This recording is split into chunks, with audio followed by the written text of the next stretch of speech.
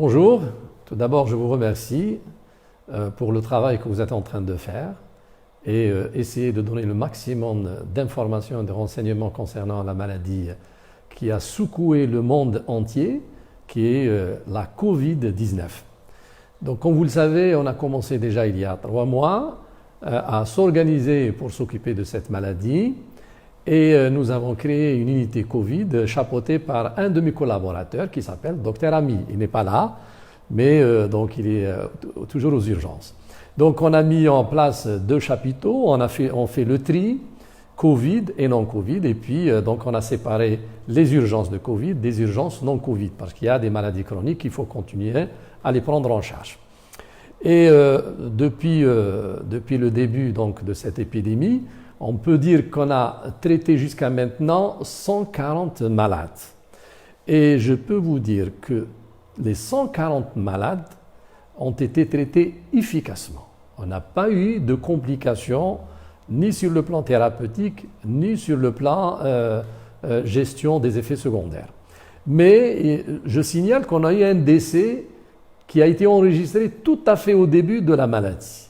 Malheureusement, ce patient-là, qui était âgé de 84 ans et qui est venu dans un tableau de détresse respiratoire, une insuffisance respiratoire aiguë, et il est décédé avant de faire le diagnostic, avant qu'on ait la PCR, et de toute façon, il n'a pas reçu de traitement, donc il n'a pas reçu la chloroquine. Donc la chloroquine associée à l'azithromycine a été utilisée chez tous les patients. Ce qui est important, ce protocole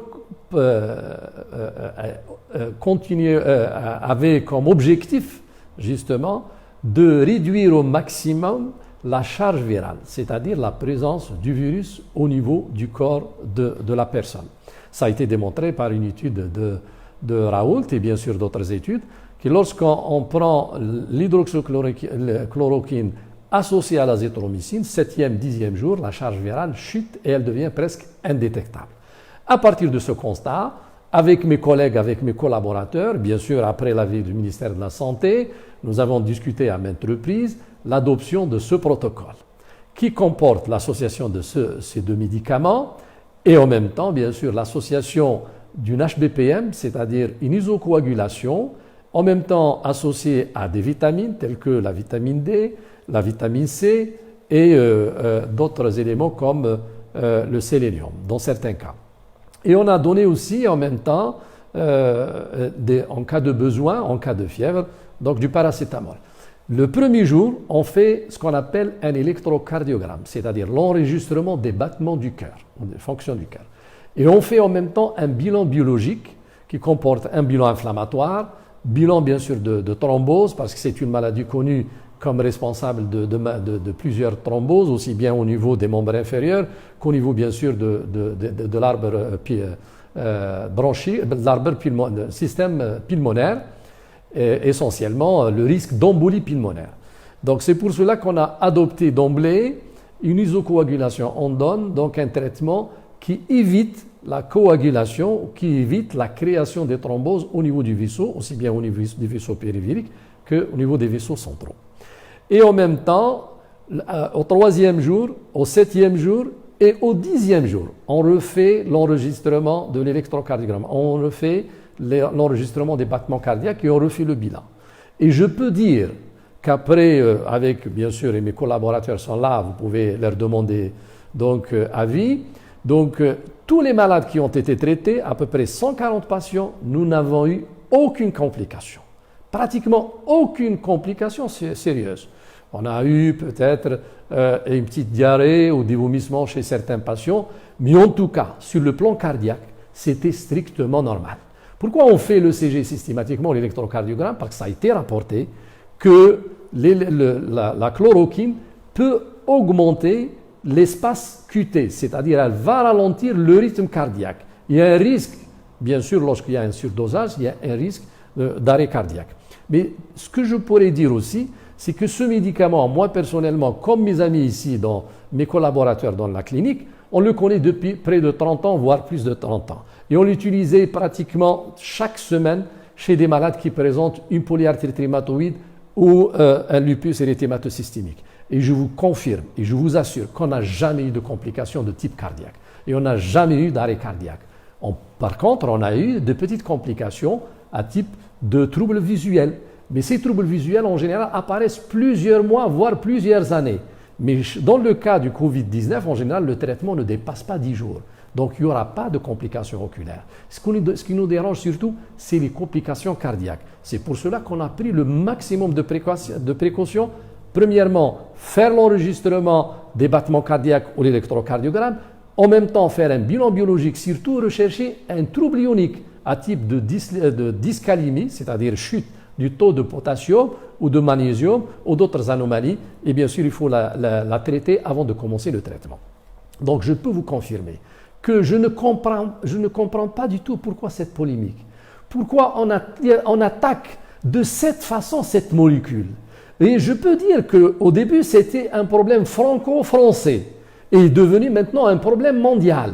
La molécule, on la connaît depuis longtemps. Si on a des doutes sur cette molécule, on n'a qu'à faire des études randomisées, c'est-à-dire on doit la comparer à un placebo, à un autre médicament, et pour dire que ce médicament, il est plus efficace que le placebo ou bien il est plus toxique que le placebo. Moi, ce que je pourrais dire, c'est que moi, je l'ai utilisé pendant longtemps et je l'utilise maintenant et je l'utiliserai dans l'avenir.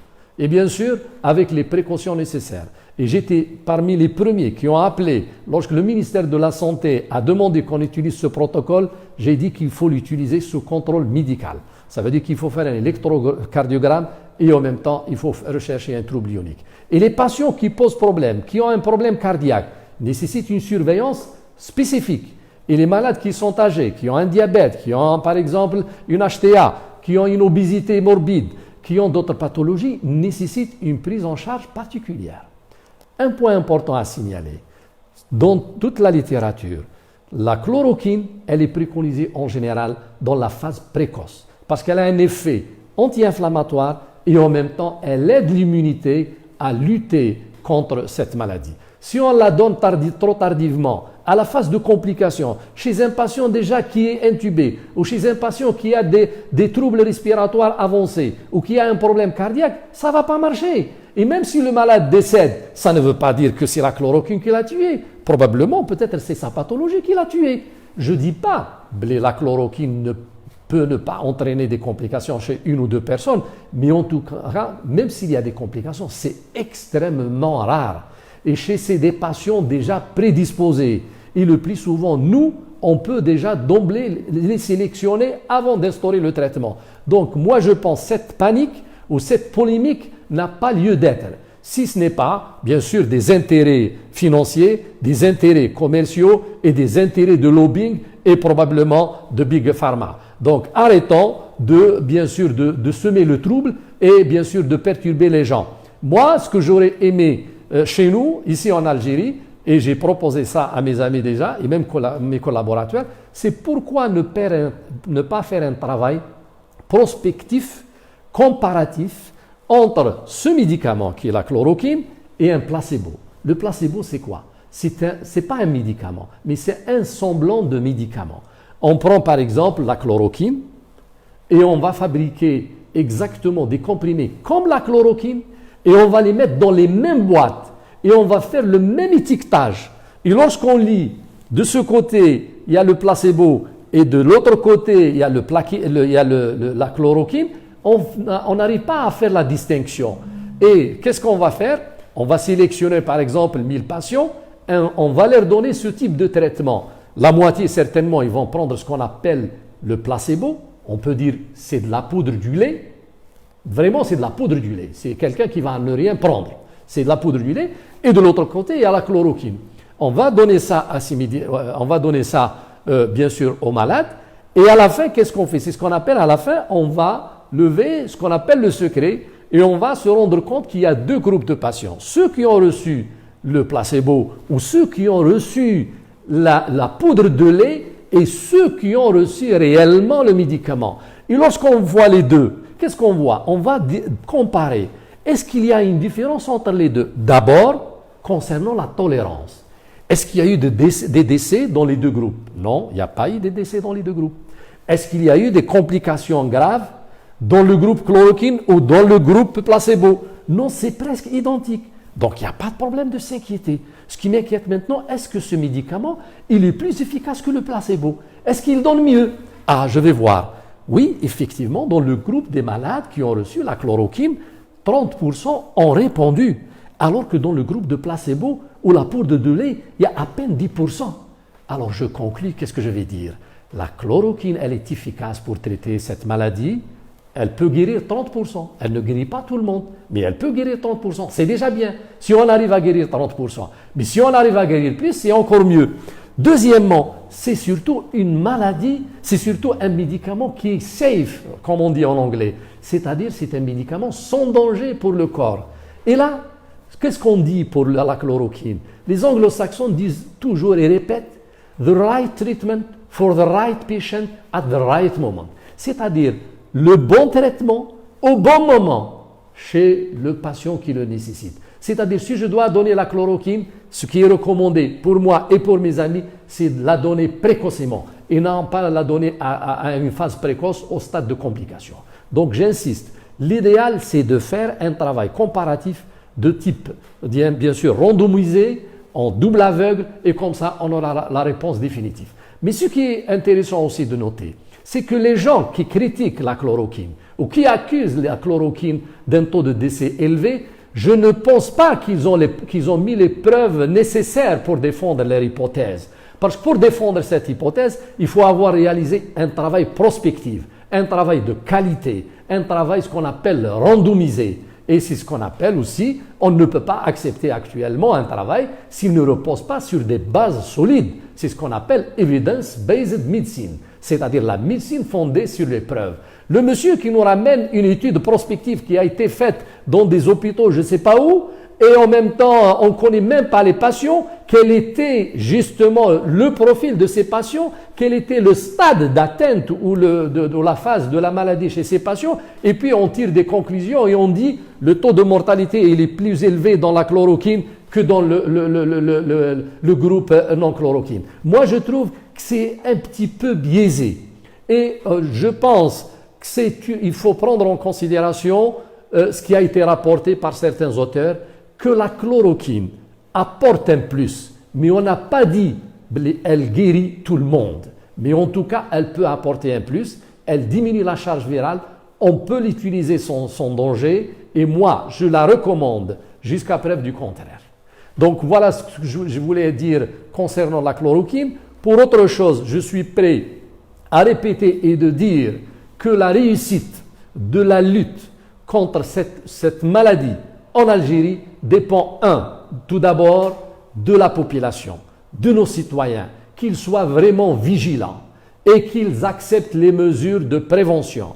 Le port de masque systématique dans n'importe quel endroit. Moi, j'ai mon masque, il est là, mais je ne sors pas sans mon masque. Mes collaborateurs, tous, ont fait le rapport de garde chaque matin, ils sont là. Donc, il faut faire le masque. Deuxièmement, ne pas oublier la distanciation physique. Et ça, c'est important. Minimum, c'est 1 mètre.